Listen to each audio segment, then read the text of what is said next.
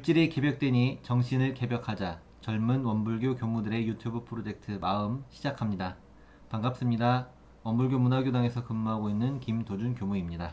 반갑습니다. 1위 교당에서 근무하는 이현천 교무입니다. 네, 오늘도 게스트 한 분을 모시게 되었는데요. 먼저 자기소개해 주시죠. 네, 반갑습니다. 저는 익산의 정토회 교당에서 근무하고 있는 이광명 교무입니다. 네, 그동안에 광명 교무님을 여러 번 모시려고 예고편도 넣고 또 섭외를 하려고 전화를 해도 안 한다고 그렇죠. 저한테 소리 지르더라고요. 성격이- 이거 녹음을 해놨어야 되는데 자, 아니 누가 들으면 진짜인 줄 알겠네요. 아, 진짜? 두분 다 아이폰 쓰시니까 통화 녹음이 안 되니까 그러니까 그래요. 통화 녹음이 안 돼가지고 이거를 남겨놓지 못했는데 저한테 하여튼 엄청나게 거절하고 튕겼던 네. 게스트입니다. 한달 정도 네, 한 달 정도. 결국 나오게 됐어요. 네. 왜 그렇게 안 나오려고 그러셨어요? 사실 저는 예고편에 제가 나간지도 몰랐고요. 저는 기본적으로 이렇게 어디 나서는 걸 별로 안 좋아해가지고 특히나 이렇게 유튜브에 나가면 또 이렇게 엄청 나선다 이렇게 생각이 돼가지고 저는 항상 음지에 있기를 원하기 때문에 그래서 계속 거절을 하다가 이렇게 거절만 하다가는 계속 전화가 올 것 같아서 그냥 한번 나가고 빨리 끝내버리자 하는 생각으로 나오게 되었습니다.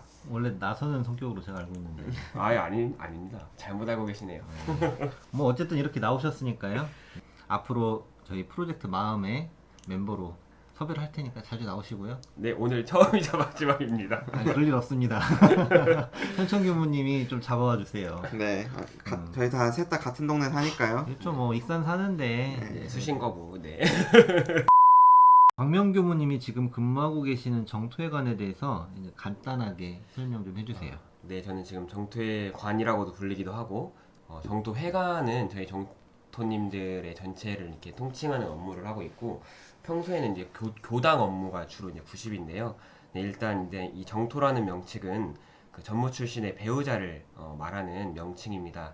원기 40년, 그러니까 1955년에 이 정산용사님께서 이 전무 출신 배우자들의 이 친목 수양 단체로 전무 출신 배우자분들 12명이 모여서 이 정토회라는 조직이 만들어져서 현재에 이르고 있습니다. 그래서 제가 근무하는 정토회관은 정확히 하면 이제 정토님들께서 다니는 교당과 정토님들 이제 회원 관리를 하고 뭐 원친들 장학 사업 등을 하는 그 정토회관이라는 그 기능 두 가지 기능을 하고 있고요. 정토회 교당은 이제 이렇다 보니까 정무 출신의 배우자 분들과 그 자녀들이 다니는 이제 교당으로 이제 이해를 하시면 될 것 같고요. 그곳에서 저는 이제 정토회 교당의 이 청소년 교화를 담당하고 있습니다. 저희 학생 어린이 가운데 이제 전무 출신 교우님들의 자녀가 거의 한 95% 가까이 되고 있습니다. 앞으로 정토회관에서 하고 싶은 교화가 있어요?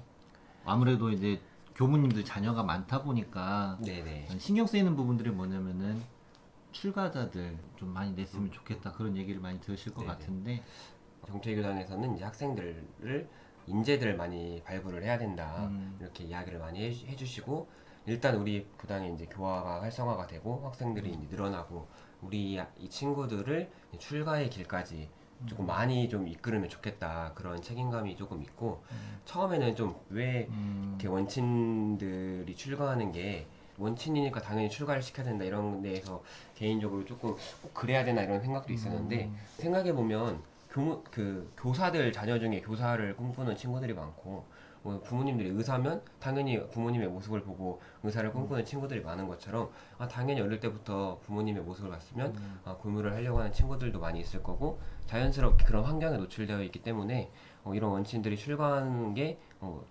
처음에는 좀 부정적으로 봤으나 지금은 한 명이라도 더 출가를 이제 시키고자 싶은 욕심, 교화적 목표가 있습니다.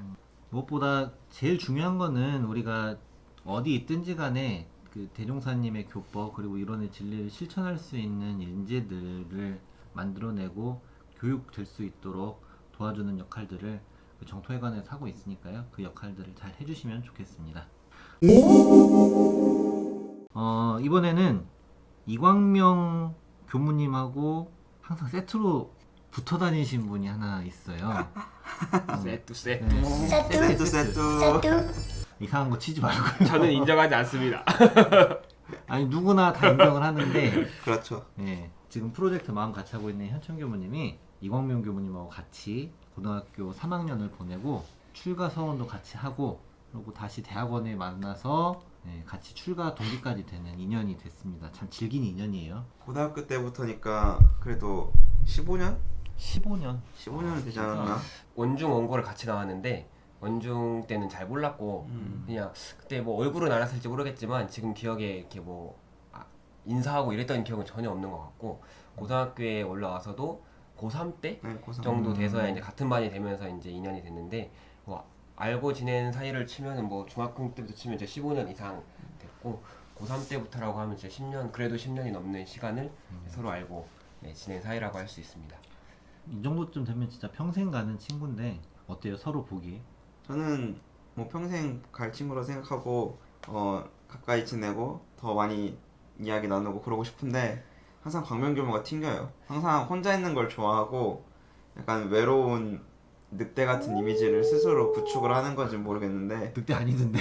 그 현천교무 사진첩에 저희 공개되면 안 되는 사진들만 있기 때문에 제가 멀리하고 있습니다. 흔히 말하는 현도라의 상자라고 저도 몇 개 있어가지고 네, 지금 네, 조심하고 아. 있는데 네. 아. 괜히 만나면 그런 거 찍혀가지고 제가 멀리하고 있습니다. 아 왜 그래요? 진짜 내가 뭐 맨날 그런 사진 찍는 줄 알잖아 사람들이 그러면. 아니 맞잖아요. 여러분 멀리하세요. 두 분의 인연이 그렇게 지중하고 정말 앞으로도 오래 갈 것 같은데 우선 제가 여쭤보고 싶은 게 뭐냐면은 어떻게 출가를 하게 되셨어요, 두 분은? 저는 이제 초등학교 4학년 때부터 이제 원불교를 다녔고 오랜 시간 이제 교당 생활 그리고 학교 이제 원중 원고 법당 생활을 하면서 자연스럽게 이제 교무님하고 이제 같이 이제 곁에서 교무님의 삶을 이제 봤는데 이제 제가 중학교 뭐 이런 시절에 저희 집이 조금 경제적으로 좀 어려움이 있었어요. 그러면서 이제 그 당시만 처음에만 해도 이제 고생하시는 부모님을 보고 내가 사업을 해서 돈을 많이 벌어가지고 호강을 시켜드려야겠다 이런 생각을 가지고 있었는데 이제 시간이 이제 지나면서 어느 날 어떤 일이 있었냐면 저희가 이제 뭐 집도 작은 집으로 이렇게 옮기게 되고 뭐 그런 일련의 과정들이 있었는데 하루는 저녁에 이제 부모님하고 치킨을 이렇게 먹는데 그 순간이 되게 이렇게 행복한 거예요. 이게 뭔가를 가지고 있어야 행복한 게 행복이 아니구나. 정말 소소하지만 우리 가족끼리 이렇게 소중한 사람들과 그 시간 자체가 행복한 거를 느끼고 나서 그 이후에는 돈을 많이 버는 것만이 우리가 행복하게 사는 걸까 그런 생각을 하던 찰나에 주변에 이제 교무님이 눈에 들어온 거죠. 저 교무님들의 삶은 다른 사람들을 위해 사는 것 같이 보이는데 그런 모습을 보면서 나도 이제 교무님이 돼야겠다라는 생각부터 처음에는 다른 사람들을 좀 도와주는 삶을 살면 좋겠다 이런 생각을 가지고 있다가 이제 이게 크게 커지면서 결국은 이제 나도 교무를 한번 해봐야겠다 이런 생각을 가지게 되었고 그러던 생각이 이제 고3이 되고 이제 진로에 대한 고민을 하면서 원불교학과를 저는 자연스럽게 가게 되지 않았나 생각을 해봅니다. 현천 교무님은 어떻게 출가하셨어요? 저는 교화 당했다고 조금 말씀드리고 싶은데. 교화를 당했어요? 네, 교화를 당했죠. 이제 처음에는 저도 원중 원고를 다니고 원불교 어릴 때부터 원불교에는 입교가 돼 있었을 건데 교당을 잘 다니진 않았어요. 고3 때 이제 가장 고3일 때가 어떻게 보면 그 18년 인생 중에 제일 힘든 때잖아요. 수능 공부라는 벽에 부딪히니까. 제가 오랜 친구로서 공부 별로 안 하셨잖아요. 네, 그래서 이제 그때 친구가 함께 법당 가서 기도하자 이렇게 해서 법당을 가게 됐고 또 그때 교무님 곁에는 항상 보은의 회장이었던 광명교무가 있었는데 보은의 회장이었어요? 네. 근데 이제 그때 광명교무는 실세였네. 실세이기도 했고 항상 좀 다른 애들보다 좀 더 의젓한 그런 모습들이 있었어요. 그래서 그런 부분들이 참 좋아서 참 쟤는 의젓하구나 이런 생각도 하고 또 이제 같이 이제 출가를 이제 고민하고 이렇게 있을 때 사실 저는 고민을 하고 갈까 말까 하다가 있었는데 이제 저는 가족들이 엄청 반대를 했어요. 너는 못할 것이다 라고 많이 말을 해서 왜 내가 못할 거라 생각해? 라는 약간 오기로 그럼 보여주지 라고 그런 마음으로 약간 어떻게 보면 가족들이 다 짜고 저를 속였을 수도 있는데 저도 이 교화 방법을 한번 써봐야겠습니다. 네. 넌 안 돼. 넌 못해. 그래서 아무나 하는 거 아니야. 사실 제가 그래서 저도 조금 교화 방법을 그렇게 하고 있어요. 이 교법은 정말 아무나 물론 대종사님은 남녀노소 선악귀천 떠나서 다 배울 수 있다고 했지만 저는 이제 그걸 더 깊게 하려면은 이게 정말 귀한 거라는 거를 사람들한테 인지를 시킬 거면 좀 튕기는 맛이 있어야 된다 생각합니다. 저는 그 튕기는 맛에 속아서 여기까지 왔어요. 좋은 방법인 것 같습니다. 너는 안 될 거야. 넌 못 할 거야 란 말에 너는 못한다고 계속 말리고 다독인다면 그 자존심에 저처럼 출가를 하는 아이들이 많이 생기지 않을까 그런 생각을 많이 합니다.